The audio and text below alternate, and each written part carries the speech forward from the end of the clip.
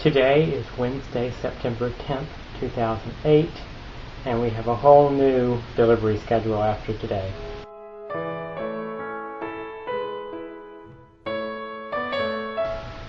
Last night, Matt got into the airport, and I picked him up, and that all went smoothly, got him home.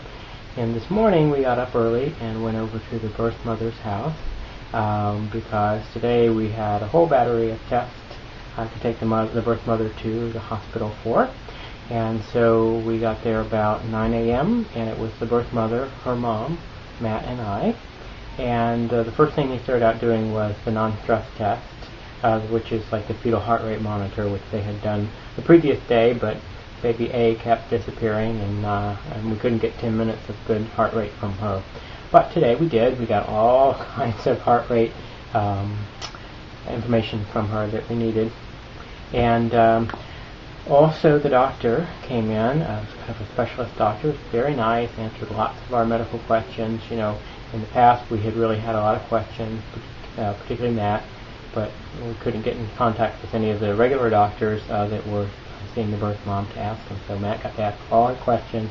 And what the doctor today was doing was really trying to verify the diagnosis of the twins as monoamniotic. And I've been referring to that test as an amniocentesis, but technically that's not what it is. An amniocentesis is they withdraw some of the amniotic fluid for testing. But in this case, they're not withdrawing any fluid. They inserted a needle into the womb, and they used an ultrasound to make sure that they're positioning it in the right place. And then they injected dye, and then you have to wait about 4 hours, which we did in the hospital.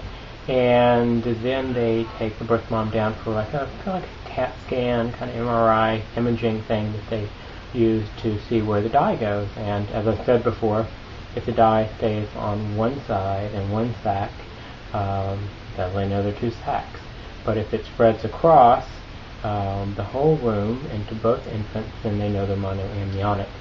And apparently what they mostly look for is when the babies are in the amniotic sac and they do their breathing exercises, they take in the fluid from the amniotic sac and it passes through their stomach and digestive tract, and that's what images on the machine. So after all this, while the birth mom was getting her CT scan, the Gigi, the social worker at the hospital, was very nice, took us and gave us a tour of the neonatal ICU, the NICU. We met a lot of the people down there, and the nurses and the doctors, and saw what all that was like. And then when we came back from that tour, we saw the birth mother with the doctor back in the room where we did the fetal heart rate monitoring before. And the diagnosis, he said, is conclusive. They are not monoamniotic.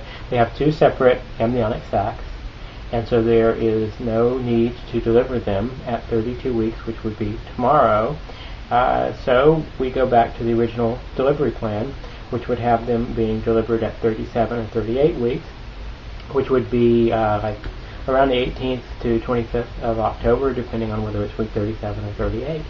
But she's going to do non-stress tests twice a week, and she's going to get another ultrasound scheduled, and she's got to go see her primary care physician. So that's the great news about that, is that the infants are going to have the opportunity to develop fully in the womb, which is, I think, the best outcome.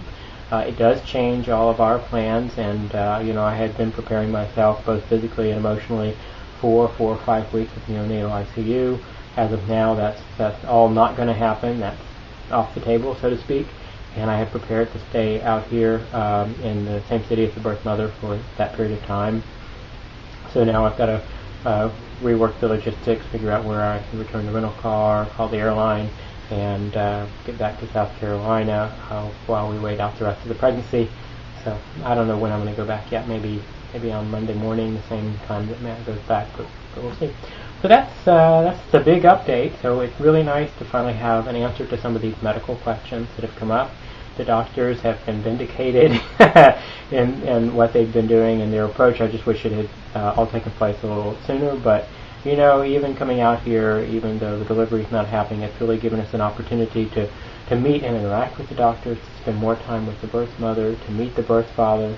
Hopefully before we go back, we'll meet the paternal grandparents as well. So it's still a great trip all the way around.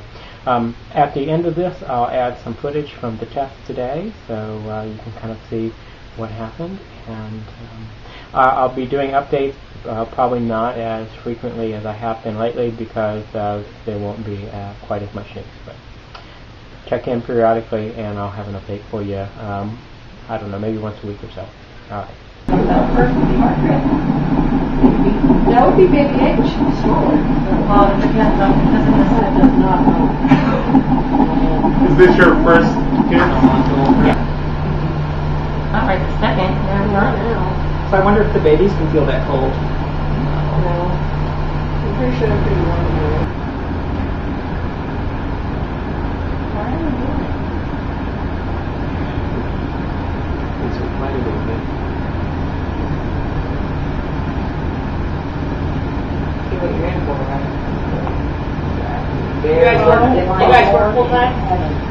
Mike was going to say, I'm just going to mark where I'm going to go. Okay? That's really good.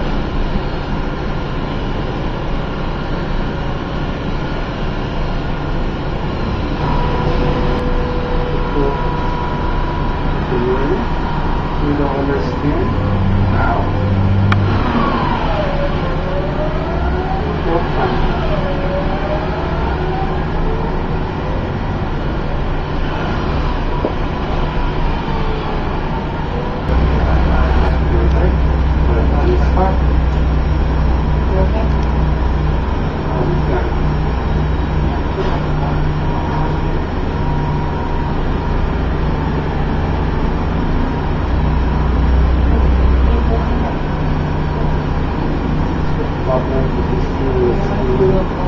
At first we thought that there was something here in the bladder, but then nothing in the stomach here. So, and finally we realized that some of it is probably from the skin contact. So that's the reason why you had it. Okay. So the diagnosis is based on the fact that you're only seeing the ink in the one target. In the stomach, yeah. The stomach is the most stomach important thing because they swallow. Because they swallow it. Mm-hmm. Does it make them sick? Okay. Goes away. Just like the steroids. Okay. I just want to make sure, like. All right. Anything else, guys?